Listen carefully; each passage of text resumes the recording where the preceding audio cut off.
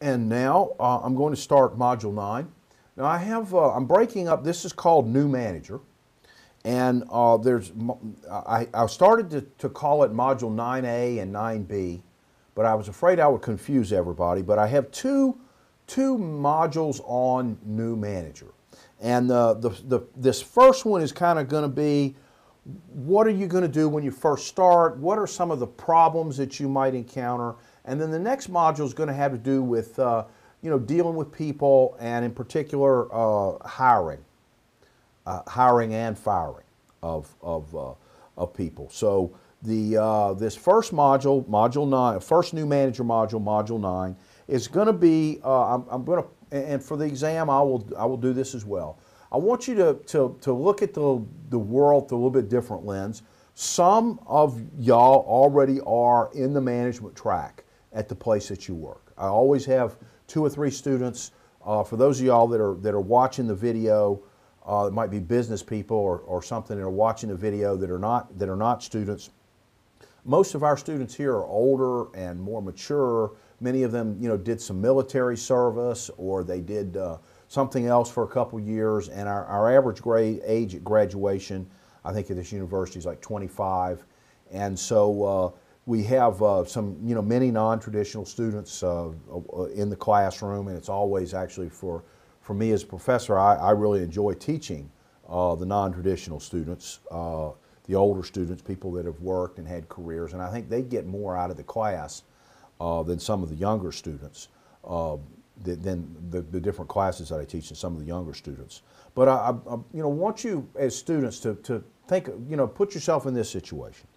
You've gotten your degree here at ETSU. You've gotten hired in the management track at some firm. I know Target, I don't want to say on the television, Target is coming to my class later on this semester, and they're going to make a presentation. I know Target pays really well for the new students. It's a good career, and I always hope that I'm able to get a couple of students taken on as interns. And the interns, generally, they want to turn them, they want to test them, or directly into the management track. You've gone into the management track at maybe at any retail establishment, maybe at a bank, a banking organization. It may be at in a restaurant or a chain restaurant, nationwide chain restaurant, and you've gone into the management track, been in some sort of training program, had lessons and different things that you did. And you finally, after, because you're an ETSU student, you've taken this class, and you're smarter than the students that the people that graduate from other universities in our area and around the country. You're going to be promoted quicker than students from other universities because of your excellent educational experiences here at ETSU. And 18 months, 2 years of being a manager, trainee, and then maybe an assistant manager, second manager, you become the manager, and they give you a new store, a new restaurant, a new bank branch, or you take over for somebody else. I always using the Socratic method in class, and the Socratic method, for those of y'all that are not familiar or not students, is efficient. I mean, it's effective, but it's not efficient. In other words, it takes a lot of time. And when I go through this Socratic method that could be used, I think it's probably the best way to teach. I mean, Socrates did it, so it's got to be the best way to teach complex things, but it's also slow, and in a limited amount of time, you can't cover as much material. So I don't use Socratic method for everything, but that's one of the things I like to use Socratic method for. And I ask the students, what would you do in that situation? What would be the first thing that you would do? What would be the first thing you do? And one of the students will say, well, maybe I call a meeting, try to get to know the employees. If it was a fairly small operation, I was manager of a Blockbuster Video. I know Blockbuster Video just went bankrupt. Sorry, dated myself. Manager of a fairly small operation where there's maybe, 10 to 30 employees or something. I might meet with each of them one-on-one. If it's a little bit larger operation, meet with the management team one-on-one, and then call a meeting of all the employees and get to know the people. I'd focus on the people. Other people said, I'd like to go in, before I took over, if it's an existing operation, just kind of look around. See how things are working before they knew who I was, so that I could see kind of what was going on the right way, what was going on the wrong way, what needed to be fixed, and what was okay. Other students said, I'd take a look at the financials. I'd take a look at their SSS, their same store sales, maybe over the last few years, if it was an ongoing operation. I'd try to find out, if I'm going to a new place because the manager was promoted, or if I'm going to a new place and maybe the manager was fired or he quit. A lot depends on that, and then what you would try to do. I would try to get some people would say, I just try to go in and focus the first couple of weeks on the flow of work. In other words, I try to flow chart the different functions and how they worked, and at time periods, even though it may be similar to what you had done when you were in the training program, maybe as an assistant manager. Maybe it's a little bit bigger operation, a smaller, it's in a different demographic area. Some students have said, they get a feel for, if it was a store in the mall, for example, they'd go and get a feel for what the competition was like.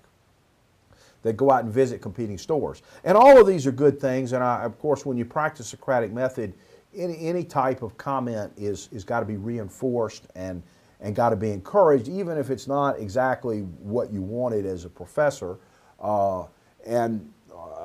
But at the end of the day, I tell students, all of these are really great ideas. And when I actually worked in retailing during the 10 years that I worked, I had a job in retailing where the new manager did come in for about 2 weeks and was just a worker, like a manager trainee like me. And next thing I know, one morning I come in, the old boss has been fired, and he's now the new manager. D.K. Rodabaugh. And it didn't sit very well, not at all. I could tell you. I was friends with the old manager, and he was a really good guy. He had a wife and a baby, and it was not, it was a tough type of situation when people get fired. So anyway, no matter what, the thing that I would do first is get to know the people. First thing I would want to do is get to know the people, and try to meet people, call a meeting, try to look at things. Now, so there's all these different things that you can do. And when you start off as a new manager, there's a lot of potential problems.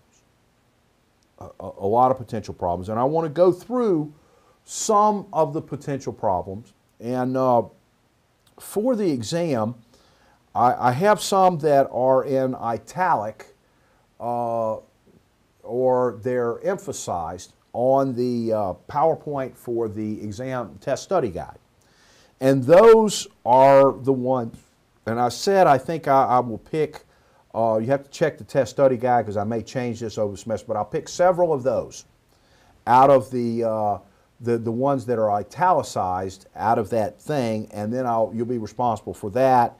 And then there'll be some others that are a little bit maybe that other problems that may come up that are a little bit less likely to be on the exam or are optional for the exam. But particularly for the ones that I say are italicized, or if you got the test study guide out, then you know kind of which one of those things are italicized, and which one of those are kind of my list, and which one of those are top list or primary list and secondary list. However, I've got that set up on the test study guide when it comes to your semester, because you may be taking this class in 2012 or 2013, and I may have made some changes to the test study guide. So the test study guide is the final thing. If the test study guide says something different than what I'm saying now in any of these modules, the test study guide comes first.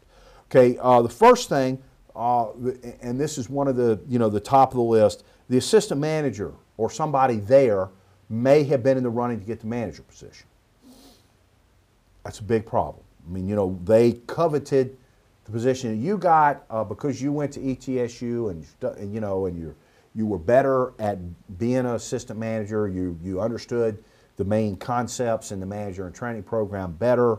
you got the job and that person, he or she did not. But at the same time, you still have to work with that person. So that's a problem. Another problem would be that there is a lot of anxiety and nervousness in the employees. When you call the meeting, they're anxious, they're nervous. There've been rumors going around about people's hours being cut, or a bunch of people are going to be fired, or they're going to close you're coming in to run the restaurant for 2 more months, and the corporate's going to close it down, that kind of thing. Authority issues. Because of your age, you're young, you went to ETSU, you're smarter than the other people that you're competing against, you are probably promoted at a younger age, and you may be managing people who are older than you. Assistant manager, third, if you're talking about a restaurant, the kitchen manager may be quite a bit older than you, front manager may be a little bit older than you, so there may be some sort of authority issue. I think for female students, you may have to go in and you may have to deal with males that are underneath you. And now you're a female, and there may be authority issues because of your gender or the amount of experience in the company. There may be people that have more experience in the company and have been there longer, that type of thing. And then finally, I think the final problem that major problem that I want to talk about is that there may be some dishonesty or theft that's been occurring, where you don't know who you can trust and who's capable of getting the job done. One of the primary reasons a manager will be fired is because of shrinkage. It's maybe a little bit less of a problem in restaurants, although everybody I've ever known that owned a restaurant or managed a restaurant worried constantly and was very aware of the probability of theft. Boxes of steaks and lobsters being put in garbage bags and thrown out in the trash can to be picked up at 4 o'clock in the morning. They worry about that kind of thing. But particularly in the managing of a retail store in the modern era, we have a module later on in the course on shrinkage, but you're typically not responsible for the inventory. You're not responsible for decisions about the layout of the store. You're not responsible for decisions about inventory. The buyers make those decisions. They send you a merchandising person to arrange displays, and they tell you exactly where everything goes, and you kind of put that in, and that's done that way. Your primary responsibility as a manager, more than anything else, is shrinkage prevention. And if the shrinkage is way up, the most common reason for that, when you have this huge, if your predecessor was going along, just fine, everybody liked him, he was a popular guy, everything seemed to be okay, sales were okay, and all of a sudden they did the perpetual inventory. I mean, the physical inventory at the end of the year, and there was a huge shrink. And the shrinkage rate, supposed to be under 3%, and it's like 8%. Well, the most common reason for that would be internal theft, or some sort of internal mishandling of paperwork and the orders not coming in, the packing slips on the orders not being checked right, and internal theft, internal mistakes. Less likely to be shoplifting, to be the problem. Although if it's huge, it's probably internal. Slightly above, maybe it is shoplifting. But anyway, you don't know who you can trust, and there's dishonesty and theft and that kind of thing that may have been occurring. So those are the 4 that are highlighted on the test study guide, that I will have highlighted in the test study guide. But there's a few others. First of all, there may be some resentment.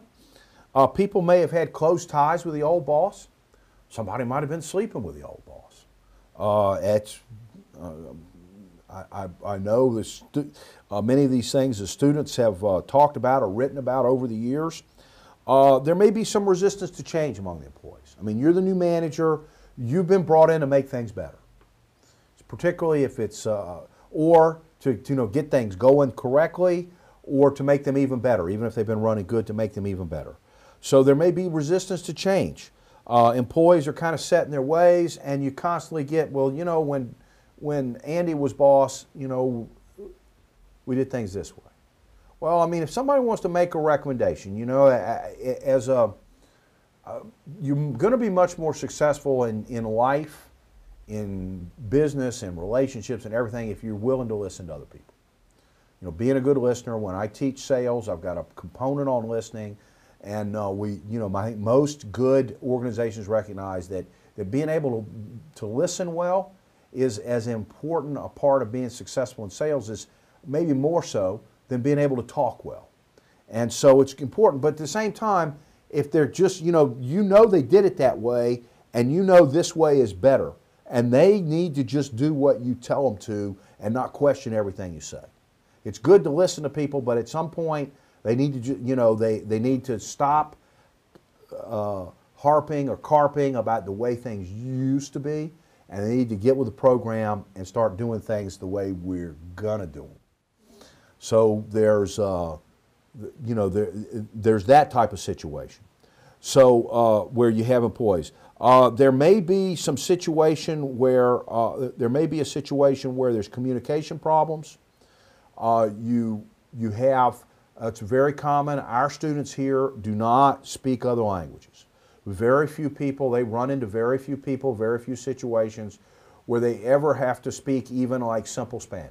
Most of them can't even say hello or goodbye or anything else in Spanish, or muy bueno, muy bien, or simple things in Spanish. So they, and in big cities, if our students here go to big cities a little bit, become a manager in a bigger city, it's a little bit of a culture shock. Because many of the lower level jobs in retailing and in other fields are not held by Americans in those cities, not held by people who speak English as a first language. And I know from experience, because I've taught in other places and other universities, many people will just fake it. And I can remember being in Korea when I didn't speak Korean that well, and being pretty good at faking people into understanding when I first went there that I did understand what they said. And then a little bit later on, when I really did understand what they said, there are many times they kind of liked me better when I was just a dummy and would sit there and smile. So people will act like they understand what you say.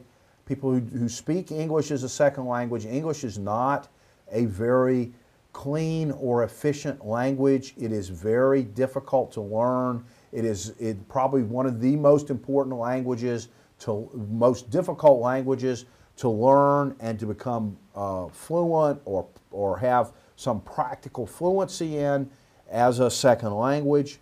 So it's very difficult, and I think for many of our students, they just don't have any experience or much experience talking with people who speak English as a second language.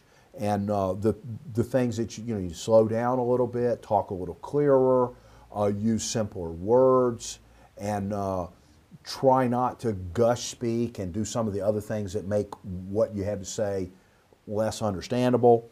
I think I've got 3 Korean students in my class this fall. I hope that they are able to understand. Hope y'all are able to understand what I'm saying. Maybe you can, at least in this podcast, can watch it 2 or 3 times or go over it several times until you get it right. So there may be communication problems that our students here, particularly at ETSU, maybe are not as used to. And so those are some of the potential problems. Now let's go through and give some kind of basic solution. The assistant manager may have been in the running for your position, but at the same time, you've got to work with them. And so some of the things you can give them more responsibility. You can let them know that you're going to give them responsibilities. Maybe give them when you first start, give them a particular task that is not easy to do, but is doable, and one at which they might have some special skill or ability. Chart the workflow. Chart the flow of in a restaurant. A customer comes in. Within 1 minute, they have to be, chart that. Build me a flow chart, and then let's go through an audit and see what percentage of the time we meet that standard. Just observe and say, okay, what percentage of the time are they seated within a minute? What percentage of the time do they get their drink order within 2 minutes? What percentage of the time within 5 minutes of coming in the place do they have their drinks in front of them? What percentage of the time do we get the order taken within 10 minutes? Whatever the flow is, and then, from the time that the order is punched in the computer, how long does it take different orders to make? On average, how long does it take them to get the salad / appetizer? How long does it take to get the other things? And seeing if we fit in our flow chart and where we're doing well, where we're not doing well. Give them an assignment like that, to start with. One of the, give the front manager an assignment, particularly for the front, give the back manager an assignment for the back, to chart and to build flow charts or some other type of assignment, whatever is appropriate for your retail establishment. Also, I think the unblocking. Remember that basically the resentment has occurred because you blocked one of their goals. Their goal was to be the manager. You got the job as a manager.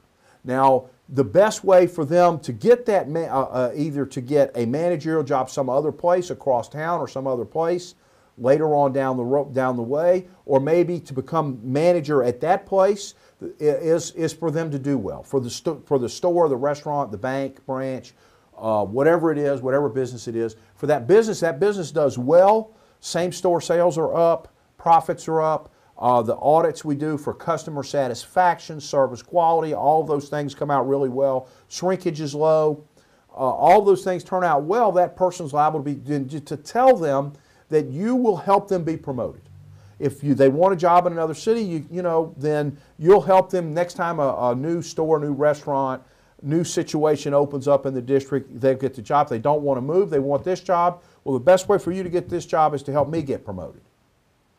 And if I get promoted to district manager, I'll do everything I can. If you do well for me, we work well as a team, we make this place successful, that's the best way for you to get promoted. So to unblock their goals and to help them understand that the best way for them to reach that goal is for the two of you to work together. And then also to try to build them up a little bit in terms of responsibility. At the same time, however, you have to show them who the boss is.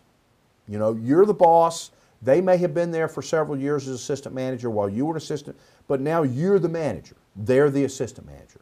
You're going to have to set things up so that you're the boss and they're not. And establish that, but at the same time, help them know that they're unblocking their goals. Anxiety and nervousness among the employees, rumors wandering around. First of all, try to stop some of the rumors. Try to figure out what some of the rumors are. Maybe as you go around and talk to people, there are somebody that will open up and tell you, I heard this rumor, heard that. Everybody's talking about this, everybody's talking about that. Try to stop some of that, stop some of that by saying, look, there's not going to be any massive changes. They're not going to be, we're not going to be laying massive numbers of people off. There's not going to be a massive cut in everybody's hours. They may have to make a few changes here and there.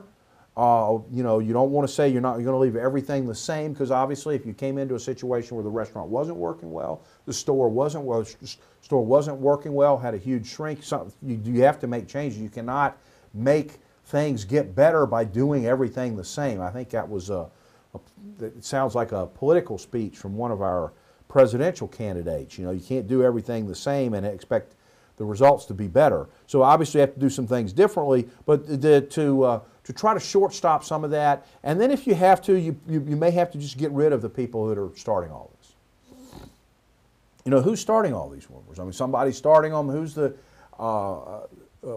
maybe the last manager, the reason there was so much shrinkage, he was too lax. He let people get away with stuff. Every situation comedy that they have that revolves around an office setting, there's that one really horrible slacker that never does anything and goofs off, but never seems to get in trouble. And all of you in your jobs, and you can comment on that on the web, on your class assignment that's related to this module if you want. It's not mandatory that you comment on this. But all of you have, I think most of you have somebody at your workplace that is like that, just doesn't do their work, is not very good, complains all the time, causes trouble. So maybe get rid of, if you find the source of the cause, get rid of it, and actually make the change. But I think also by showing your ability and competence, that will help as well. Okay, now authority issues, because you're younger. Maybe you went to a university that, of course you went to ETSU, which has this great reputation, but some people may think that, well, they went to Harvard, so they're naturally better than you. Or you may have, gender issues where you're female and you have males that are underneath you, and that you've got to show them you're the boss. People that are older than you or have more experience in the company, whether you're male or female, and you've got to show them you're the boss. So, how do you establish your authority? I think the people in management who study management science, one of the things they do is say, one of the ways to show that there's a new sheriff in town is just to do some minor remodeling. Like move the furniture around in the offices, or change the way things are. And maybe not, you may not have the, out on the floor of the store, because those decisions are made at corporate, but the way the office is set up, or the way that things run, or the schedule which the managerial class of people work under, make some sort of change to let things know that things are not the same. Something has changed. Also, I think by probably the best way to establish your authority is to try to develop some sort of referent power. As the manager, you have a kind of legal power, and there may be a particularly you may have a limited amount of authority to, like, say, fire an assistant manager or a shift manager. That they may not allow you to make that decision, or without showing cause or anything. You can't just willy-nilly fire your assistant manager or a shift manager or something like that. You may not have that power to do that. So you do have coercive power and legal power over the lower level employees, at least. And so you have that kind of power. But what you want to develop as a manager, and most effective, really effective managers have referent power. And referent power comes from establishing yourself as somebody who's capable, who's confident, who's willing to work hard. I think if you're younger, and then many of the other people, if you're female and you've got I would dress a little bit better than necessary. Whatever the necessary level of dress is, I would dress up from that. I would look the part of the boss. I would, whatever that is. If that means, if it's a place where you wear dress slacks and a shirt, I might put a tie on. Now, you don't have to do that forever. A few months. If other people are wearing a shirt and a tie, I'd put a coat on. For women, I think women understand the issue of professional dress and what is necessary to establish intuitively in a way that we males don't. It may not be as clear to us males as it is to I think to females. But dress professionally, look the part, and also be willing to kind of roll up your sleeves, figuratively, roll up your sleeves and work a little harder than everybody else. The first 2 or 3 months that you start, you may have to work longer hours. You may need to go in at times when you're off and look at how things are going and what the operation is. You may have to go in, if you're female, you might have to go in at midnight and work with the guys out on the loading dock. And dress a little bit differently. Go out and work on the loading dock. Try to look at the procedures for checking the packing slips, for bringing the merchandise in, trying to figure out if there's a rule, no cars in the back, for example. People driving around the back of a retail store, for example, that's a real internal security risk. And if the employees, even though they're not supposed to, they're parking their pickup trucks in the back, it's real easy for a box of stuff to end up in a pickup truck and take off. Now you start having boxes of stuff disappear, and the next time they take the inventory, the physical inventory, and they look at the actual inventory versus the theoretical inventory, and you know, boxes of stuff disappear, you're going to get fired next time they measure the shrink.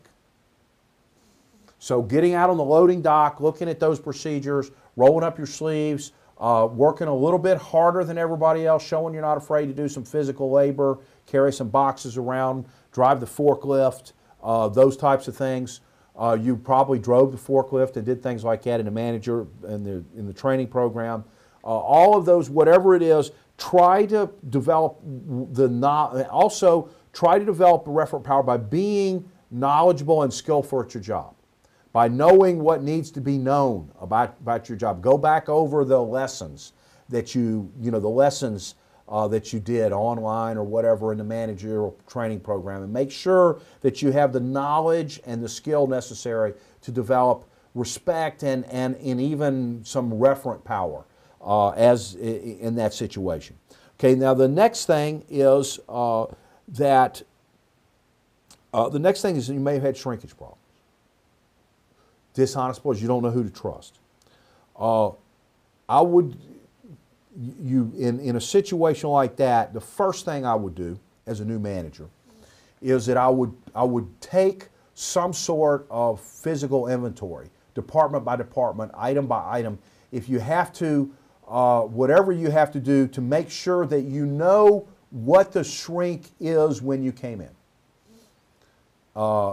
Particularly for big ticket items, I think many places that sell big ticket items, they do a more regular inventory, whereas a TJ Maxx or something like that, once a year they come in, they do the physical inventory, and they may not worry that much or even know what the shrink is until that time, until the time that they actually come in and have end of the year physical inventory, or usually around after a few weeks after Christmas or a week after Christmas, something like that, they do the physical inventory. I would try to find out, and I would go at least through the big ticket items, if not through the entire inventory, and I would want to know exactly what the shrink is right now when I took over. I would go through the inventory, even if I'm a restaurant manager. If I'm supposed to have, say, I go through the inventory, we bought this many steaks, we sold this many steaks. In theory, I've got 14 boxes of steaks in the cooler, but I've actually only got 2 boxes of steaks. Well, 12 boxes of steaks disappeared. And I would let somebody know right away. I would tell corporate right away, look, I've done this inventory and we're missing 12 boxes of steaks. We got 3 boxes of lobster that are supposed to be here that we don't have. All this stuff has disappeared. So real disaster here. So I would try to make sure I wasn't blamed for whatever has occurred before you came. And this is particularly important if the person has been fired. Even more important if the manager ahead of you was fired because of shrink, because of the shrinkage was too high, or the shrink percentage is too high. If you come in, they fired that person in January and they hired you and you came in March 1st, boy, a lot of stuff can disappear in a couple months. And they may not actually give you, go in and do the full physical inventory until the following January. Well, no matter how good you are during those 9 months that you were there, so much stuff may have disappeared between, when the old manager was fired and you came in on March, that no matter what happens, you're going to have this huge shrink. And they may blame it on the other guy, but they might have forgotten that you didn't come in until March. I would make sure that they didn't forget that. I would let them know right away, here's what shrink is right now. Here's what we got. We're supposed to have 12, and I've had students tell me stories about whole boxes of flat screen televisions, supposedly an inventory that weren't. So I would check, particularly big ticket items first, if not the whole store, make sure it's the first thing I do. Then I try to work on what was going on. You need to spend some time in the eye. If you have to, the eye in the sky, wherever that is. That's the camera room, the control room. You need to watch things. You may have to spend a lot of your first couple of weeks watching the way things are happening, trying to figure out what's going on. You may have to do some quick firing. You have a huge shrink, chances are that something happens, stuff is going on in the loading dock. you know, stuff's not being checked in right, or they're not, you know, the packing slips are not right, something like that, do something about that right away. Anything suspicious, you got to let people go.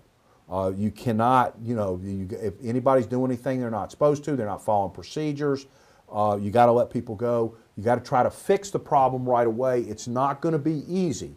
First, make sure you're not blamed, and then focus most of your energy the first few months may have to be focused on that.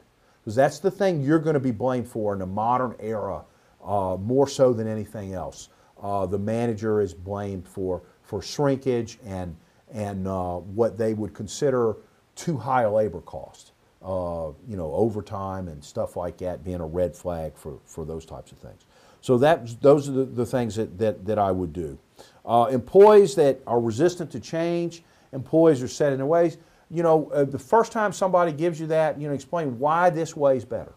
The reason we're doing it this way is, what's the weakness of that other method, the old method? We've proven, we've studied, we know this method works better. And then about the second or third time it happens, you may have to let some people go. They just absolutely want to do things the way they've been doing it 10 years, 20 years, whatever, however long they've been there. You may have to tell them, look, this is a different era. You know, we had, when they first came out with word processors, I worked in a place where many of the secretaries just refused to learn it. They didn't want to learn word processing. Well, they want to use their typewriters, and they didn't want to learn how to use a computer, and they particularly didn't want to learn word processing and stuff like that, because if they did, they got a lot of extra work to do. You know, and if they didn't know it, then they could just use that excuse. I don't know anything about that stuff. Well, if an administrative aide, a secretary, is not willing to learn, you know, basics of word processing, the world may have passed them by. You can, you know, you may need to get somebody else and tell them to, you know, I tell you what we're going to do. We'll let you take that IBM typewriter home as a severance gift if you want.